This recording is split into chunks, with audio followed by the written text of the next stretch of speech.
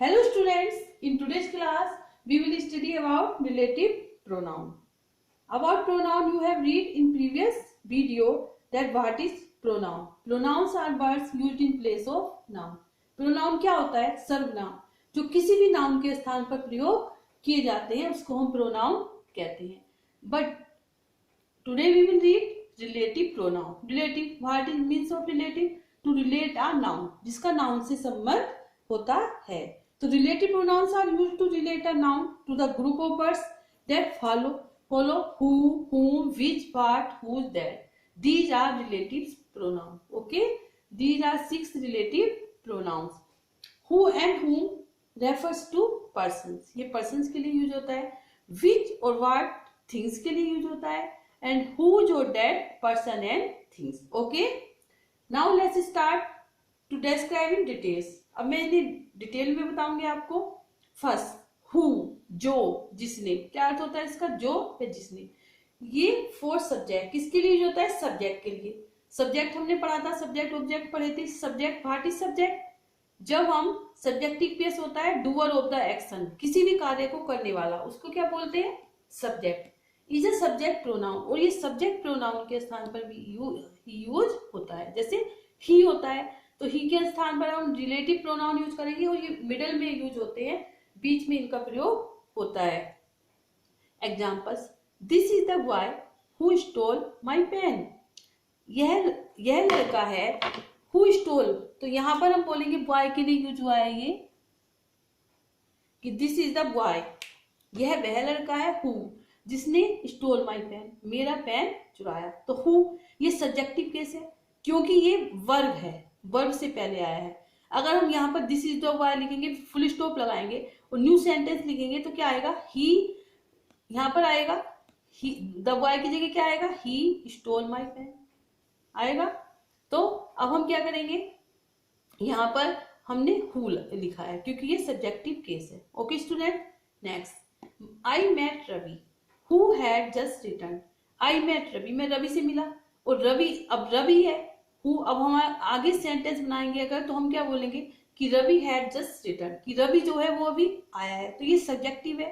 आपको पता है कि जब वर्ब से पहले होता है तो वो सब्जेक्टिव केस होता है और after verb is objective. Okay students, so it is very easy.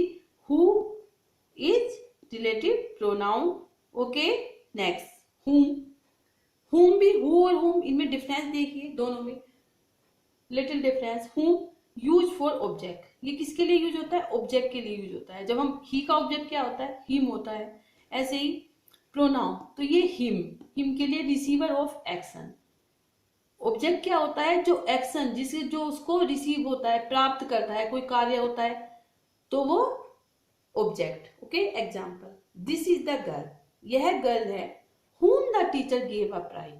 अब हम बता रहे हैं दिस इज द गर्ल, ये वह गर्ल नहीं है जिससे वह मिलाया, जिसे टीचर, हम ये द टीचर है, सब्जेक्ट यहाँ पर है, वर्ब है. तो दिस इज द गर्ल, यह लड़की है, whom जिसे, जो है जिसको टीचर ने प्राइज दिया, उसके बारे में बता रहे हैं. अब हम उसको, वो ये नहीं है, वो द गर्ल जो है वो लड़की उस कार्य को नहीं कर रही है. अगर वो उस कार्य को करती, डूअर होती, तब क्या आता? हु. जैसे the girl gave a prize या ये होता, but note the girl is doer, receiver. Teacher ने किसे प्राइज दिया है? गर्ल को, लड़की. तो receiver of action. Okay, so we use whom, इसलिए हमने यूज whom करते हैं. यहाँ पर whom का यूज किया है. Okay okay, next, the person whom I loved the most is not alive. वह व्यक्ति whom I loved, जिसे मैं प्यार करता था, नो, अब वो जीवित नहीं है. तो ये नहीं द पर्सन वो कार्य कर रहा है. हाँ, ये बताया गया कि आई लव्ड, मैं किसे प्यार करता था? उस पर्सन को. तो यहाँ पर आता हो ऑब्जेक्ट होता, उसकी जगह हमने क्या यूज करा है? whom is relative pronoun. तो जब ये जो WH वर्ड है अगर बीच में होते हैं, दो सेंटेंस को जोड़ के बीच में होते हैं, ग्रुप ऑफ वर्ड्स को जोड़ते हैं, तो वो क्या होता है? Relative pronoun. Okay, now let's do use of which. Relative pronoun which means जो. For things and animals without life. ये किसके लिए यूज होता है? वस्तु के लिए यूज होता है. और जो एनिमल्स होते हैं विदाउट लाइफ, जिनमें जीवन, उसके लिए यूज किया जाता है. नहीं तो वैसे हम एनिमल्स के लिए यूज नहीं करते ये. ओके, और ये चॉइस में कोई चीज हमें सेलेक्ट करनी है, सिलेक्शन, चॉइस, हमें चुनना है, किसी चीज को सिलेक्ट करना है, लिविंग या नॉन लिविंग, वो चीज लिविंग भी हो सकती है और non living. Like as example, this is the bicycle which I had stolen. अभी थिंग्स है, ये बाइसिकल है, विच मीन्स जो आई हैड स्टोलन, जो मैंने चुराई थी। यह वह बाइसिकल है जो मैंने चुराई थी। तो ये थिंग्स को बता रहा है, इसका संबंध बता रहा है, ये बता रहा है इसकी जगह यूज हुआ है which. Okay, understand. I have found the pen which I lost.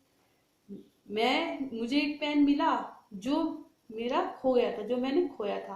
तो ये भी बता रहा है कि यहाँ पे सिलेक्शन था, यहाँ पे बता रहा है कि वो पेन। तो ये थिंग्स हैं, इसके लिए हम क्या यूज करते हैं, which. Okay students, next fourth, what means इसका भी अर्थ जो होता है, but this use in thought, कि जब हम हमारे कोई विचार आता है हमारे मन में, जब हम तो बोलते हैं हम, जैसे लाइक एज एग्जाम्पल, आई से व्हाट आई मीन, मैंने वही कहा जो इसका अर्थ है, कि मेरा अर्थ यही है जो मैंने कहा, कि मेरा अर्थ यही जो मैंने कहा।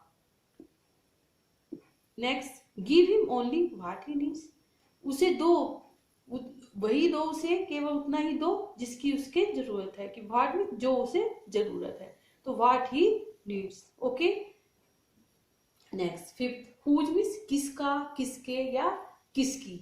सोच पजेशन, ये क्या बताता है, पजेशन बताता है, अपना अधिकार दिखाता है। ओनरशिप, अधिकार, अपना खुद की चीज। बिलोंगिंग, हमसे संबंध होना। और ओके, पर्सन और थिंग्स के लिए यूज होता है। किसके लिए यूज होता है, कोई पर्सन भी होता है और वस्तु के लिए भी यूज होता है, whose. Okay, understand, is singular plural both दोनों में यूज होता है जो हुज है। Okay, listen carefully, this is the, okay sorry 1 minute, this is the boy, this is the boy whose pen I had stolen, यह लड़का है जिसका पेन मैंने चुराया था। तो ये इसका संबंध बता रहा है कि पेन किसका है, लड़के का है। तो यह वह लड़का है हुज पेन, ये पेन किसका है, इस बॉय का। तो उसका संबंध बताया है relative pronoun. Okay, WHOSE, whose means किसका। ओके, उसका pen. These are the boys, ये वे लड़के हैं, ये लड़के हैं, whose exercises are done well, जिनकी जो एक्सरसाइजेज है वो पूरी हो गई है। तो जब हम बीच में, वैसे इसका अर्थ किसका या किसके होते हैं, लेकिन जब बीच में यूज करते हैं तो इसका अर्थ क्या होगा, जिसका। क्या अर्थ होगा इसका, ओके, यहाँ पर बीच में है, रिलेटिव प्रोनाउन है, तो इसका अर्थ क्या होगा, जिसका या जिसके। तो जैसे हुज में जिसका पेन, ओके, और हुज एक्सरसाइजेज, जिनकी एक्सरसाइजेज हो गई हैं। तो ये दोनों के लिए आता है, सिंगुलर और प्लूरल दोनों में यूज होता है whose. Okay students, okay, now let's do use of that. Use for persons, animals and things, ये पर्सन के लिए भी यूज होता है, एनिमल्स के लिए भी और थिंग्स के लिए भी। Okay, use who help themselves. Okay, okay, this is the house that was sold last week, यह घर है जो बेचा गया था लास्ट वीक। ओके, तो that use for person, animals and things. Now let's do practice exercise. God help those who help themselves, अब who those plural में भी यूज होता है कि उनकी सहायता करते हैं जो खुद की सहायता करते हैं। Okay, follow to what he say, उसको अनुसरण करो, उसको करो जो उसने कहा। तो व्हाट बताया था आपको, जब कोई विचार हो उसके लिए व्हाट का यूज करते हैं। The person whom you saw was my uncle, person whom, जिसे तुमने देखा वह मेरे अंकल है। तो संबंध बता रहा है कि पर्सन कौन है, वो अंकल है उसके, तो इसलिए whom। Why we use whom? Because this is an objective. Okay? In place of my uncle. He lives in Jaipur. वह जयपुर में रहता है, which is known as Pink City. अब जयपुर के लिए आपको बताया, किसी भी नॉन लिविंग थिंग्स के लिए या थिंग्स के लिए which का यूज करते हैं। Okay, he lives in Jaipur, which is known as Pink City. Rohit, whose father? This shows is relation बताता है, संबंध बताता है कि उसके फादर, रोहित के father dad is terribly sad. तो ये रिलेशन बताया, इसमें ओनरशिप बताई, पोजेशन बताई है, इसलिए ये ओके। Okay students,